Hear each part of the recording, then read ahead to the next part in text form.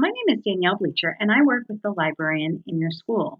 We wanted to put together a quick 5-minute video to walk through digital content you have through the library that supports remote learning. We're going to do that as we walk through Gale in Context Middle School. The first thing I want to point out is the Google integration within our platform. You want to sign in with your Google credentials, and that will allow you to seamlessly add content to Google Classroom and share it within Drive.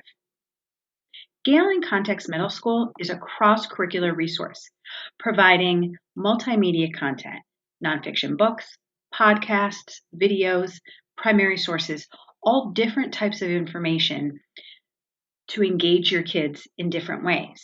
You will also see the cross-curricular ability here, the ability to support not only social studies, science, ELA, but to also collaborate with your librarian on a research project that will reinforce learning. As we look at these topics here, again, ideas for research, but in addition, especially as we are all teaching remotely, these are units of study that you're teaching to in the classroom. So we really wanted to take the time to show how you can leverage this content you already have and use it right now. So if we go into ancient China, sit on this page and look at all of the content provided to you.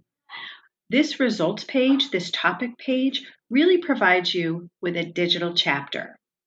The read more is going to be your first touch point as you introduce the unit on ancient China. It's going to provide background and context. And on this page is pulling together nonfiction books, biographies, primary sources, videos, all different types of information. Again, the read more will provide that first touch point, background and an introduction. I wanted to walk through the tools that are available to you right here. First, as we talk now more than ever to differentiate our students and our instruction, you'll see that every piece of content in our resources has a reading level in the form of a lexile, and we can change this lexile based on who we're teaching to. You'll also see the ability to translate our content.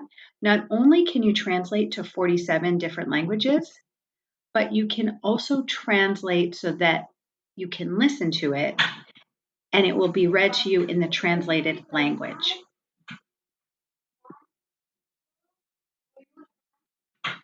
I can also support different learning challenges and IEPs by just selecting and increasing the font for easier readability. And again, every piece of content has an audio component. I can take this chapter from this specific book and send it right to my Google Drive.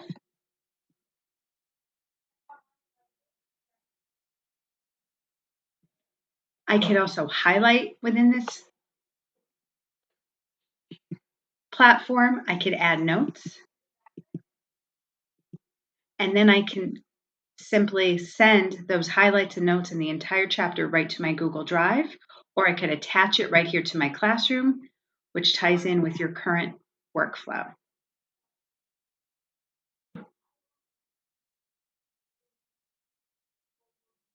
If we go back to that results page, we just want to dig a little deeper in all the different types of content you'll see here.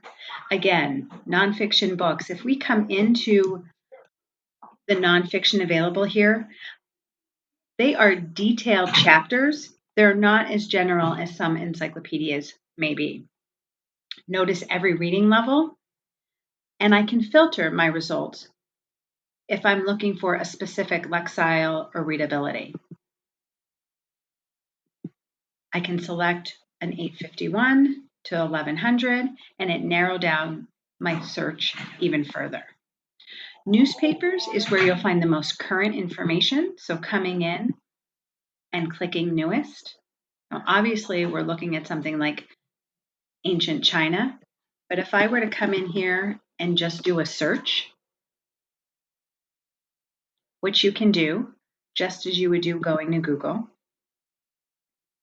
And now we come into newspapers and resort those results. This is a platform that is updated multiple times a day. as you'll see content here from May 15th, which is today. So this is just to get you started. We really hope you can play around and see all of the content that you can leverage into your instruction. This is just one of many resources you already have from us, and you have some subject-specific ones. So touch base with your librarian. Please feel free to reach out and let us know how we can continue the conversation around your library resources and their instructional utility in remote learning. Thanks so much for your time.